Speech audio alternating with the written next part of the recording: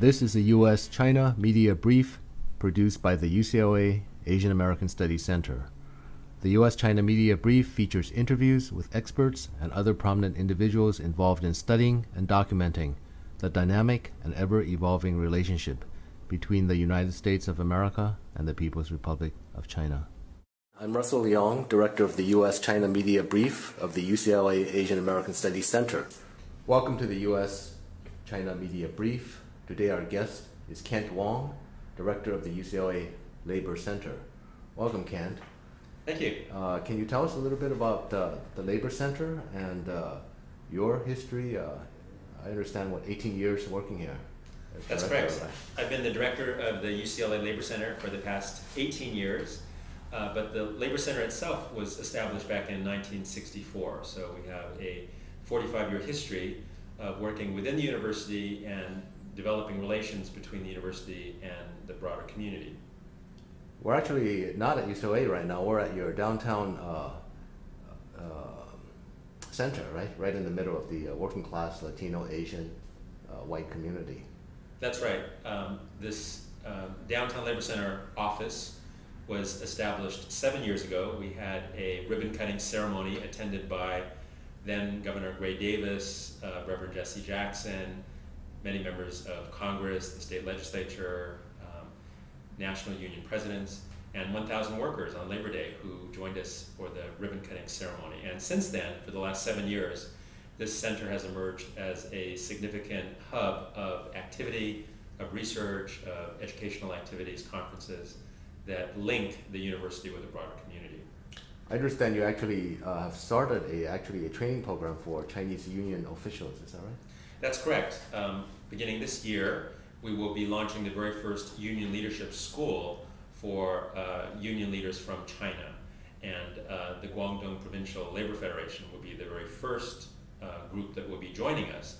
But we have been in contact with many other labor federations in different parts of China who have expressed interest in participating in this program. Can you tell us a little bit about how your work with China and Chinese labor unions has evolved?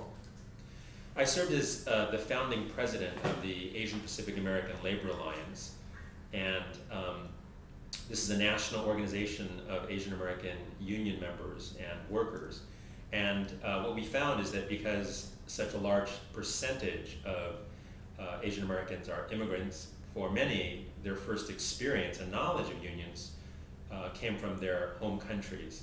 And so we have been developing through both the UCLA Labor Center as well as through the Asian Pacific American Labor Alliance relations with unions in the Pacific Rim. The largest labor movement in the world is the unions of China.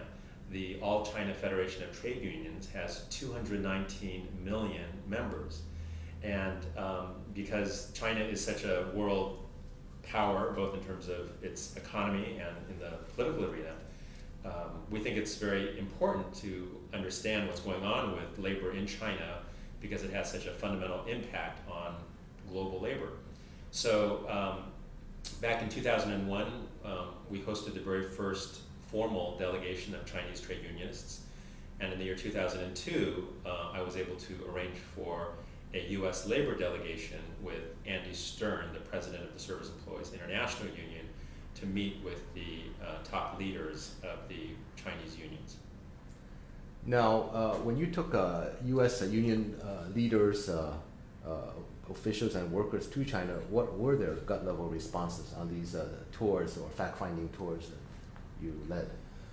I've led a number of delegations. I accompanied the mayor, Antonio Villaraigosa, on his trade delegation to China 3 years ago. 2 years ago, I organized a delegation with leaders from the Los Angeles County Labor Federation, and we had about a dozen participants, key leaders from both private and public sector unions here in Los Angeles. And we established formal relations between the Los Angeles County Labor Federation and the Shanghai Municipal Trade Union Council. This was the first of its kind in the country, and it represented a significant breakthrough. Every single participant, without exception, on the U.S. labor delegation expressed excitement and support for this exchange program. They thought that this is a tremendous breakthrough to have an opportunity to develop formal relations between unions and workers of our two countries and to share our experiences and to learn about collective bargaining, about organizing, and about the challenges facing working people in this era of globalization. Now, I can see how they were impressed and supportive, but how do how does their enthusiasm trickle down to the rank and file, and how do you convince just regular American workers that they have a stake in the stake of Chinese workers? Well, it's like any other educational initiative. What we did when we developed this exchange was that we developed a video of the trip that was shown to the delegates meeting of the LA County Federation of Labor. We made a number of presentations leading up to the exchange as well as following the trip so that we could educate US union members. And there have been a number of delegations from China that have come since that exchange, and every opportunity when they come visit here, we try to provide some type of educational forum to allow more US union members to learn about some of the challenges facing unions and workers in China and some of the benefits of developing this dialogue. The preceding copyrighted program is a property of the University of California, Los Angeles. All rights reserved. It may be used freely for educational and not-for-profit activities. For other uses or to make an inquiry, please contact the Asian American Studies Center at UCLA.